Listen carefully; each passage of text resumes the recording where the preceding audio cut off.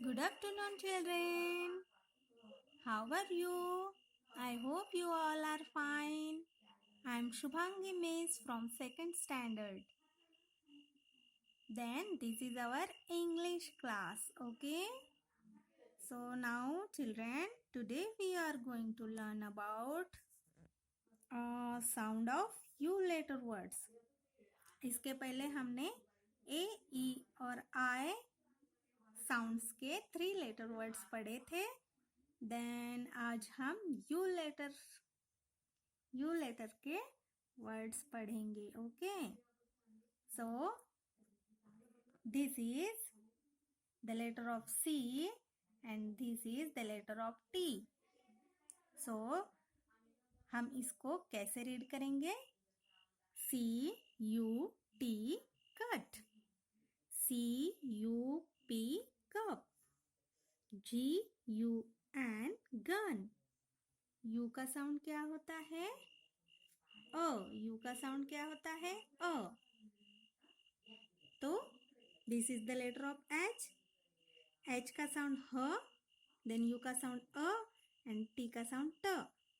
H U T hut, T U B tub, C U B cub, M U G mug, B U G bug, B U N bun, H U G hug, then sun sun, bun bun, run run, and last one is fun fun. So children, I hope you can understand. फिर से एक बार पढ़ते हैं. Okay, cut, cup, gun, हट, tub, cup, mug, bug, bun, hug, sun, bun, run, and fun. Okay.